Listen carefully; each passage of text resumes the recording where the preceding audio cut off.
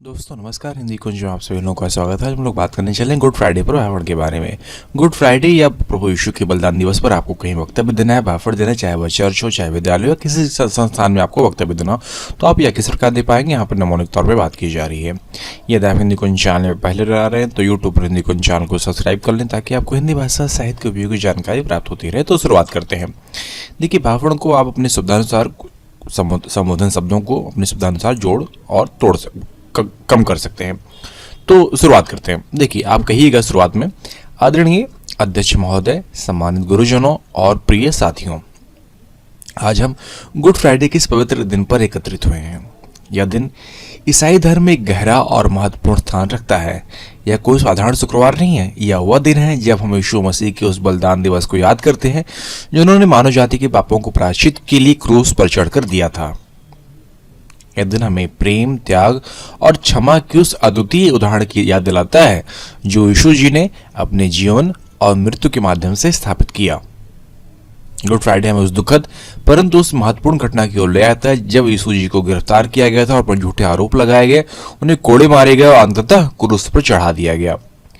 यह एक ऐसा समय था जब उनके अनुयायी निराश और भयभीत थे। उन्होंने अपने प्रिय गुरु को असहनीय पीड़ा सहते और अंत में मरते देखा। यह दिन हमें उस अन्याय और क्रूरता की याद दिलाता है जिसका सामना यीशु ने किया। फिर भी उन्होंने अपने विरोधियों के लिए भी प्रार्थना की और उनके अंतिम शब्द, हे पिता, इन्हें क्षमा कर क्योंकि ये नहीं जानते कि क्या कर रहे हैं, क्षमा और करुणा की पराकाष्ठा को दर्शाते हैं। यीशु का क्रूस पर बलिदान ईसाई धर्म की नींव है। यह माना जाता है कि उनके लहू ने मानव जाति को पापों से मुक्त कर दिया और परमेश्वर के साथ एक नया संबंध स्थापित किया। उनका बलिदान केवल एक मृत्यु नहीं थी बल्कि एक प्रेम का एक सर्वोच्च कार्य था। उन्होंने स्वेच्छा से हमारे पापों का भार अपने ऊपर लिया और उस दंड को सहा जो वास्तव में हमें मिलना चाहिए था। इसी कारण से गुड फ्राइडे दुख और शोक का दिन होने के साथ साथ कृतज्ञता और श्रद्धा का भी दिन है।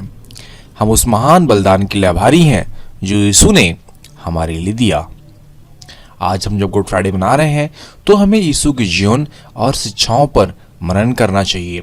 हमें उनके प्रेम, करुणा, नम्रता और क्षमा का मार्ग जो उन्होंने दिखाया है, उनका बलिदान हमें यह भी सिखाता है कि सच्चा प्रेम स्वयं को दूसरों के लिए समर्पित करने में निहित है, भले ही इसमें कितना भी कष्ट क्यों न हो। यह दिन हमें अपने जीवन में यीशु के उदाहरण का अनुसरण करने और दूसरों के प्रति दयालु और सहनशील बनने के लिए प्रेरित करता है। गुड फ्राइडे हमें यह भी याद दिलाता है कि दुख और मृत्यु अंतिम सत्य नहीं है। यीशु का बलिदान भले ही दुखद घटना हो, लेकिन यह पुनरुत्थान की ओर ले जाती है। और उनका क्रूस पर मरना एक अंत नहीं था बल्कि एक नई शुरुआत थी। इसलिए गुड फ्राइडे को अक्सर ईस्टर के पहले मनाया जाता है जो यीशु की मृत्यु पर विजय और जीवन की वापसी का उत्सव है। अंत में गुड फ्राइडे हमें नम्रता और पश्चाताप के साथ इस दिन को मनाने के लिए आह्वान करता है। यह आत्म चिंतन का समय है, अपने पापों को स्वीकार करने और परमेश्वर से क्षमा मांगने का समय है। यह दूसरों के प्रति क्षमाशील होने और प्रेम और करुणा के साथ जीने का संकल्प लेने का भी समय है। आइए इस पवित्र दिन पर हम यीशु मसीह के बलिदान को याद करें और उनके द्वारा दिखाए गए प्रेम और क्षमा के मार्ग पर चलने का प्रयास करें। धन्यवाद। तो इस तरह आप भाषण बहुत ही आसानी से दे सकते हैं। यदि आपको भाषण लिखित रूप में चाहिए तो नीचे डिस्क्रिप्शन बॉक्स में लिंक दिया गया है जहां पर जाकर आप गुड फ्राइडे या प्रभु यीशु मसीह के बलिदान दिवस पर वक्तव्य हिंदी में प्राप्त कर सकते हैं। और यह 3 मिनट से भी कम समय, 3 मिनट के लगभग ही समय में आप यह भाषण समाप्त कर सकते हैं। आशा करता हूँ वीडियो आप सभी के लिए उपयोगी सिद्ध होगा। वीडियो देखने के लिए आप सभी का बहुत बहुत धन्यवाद।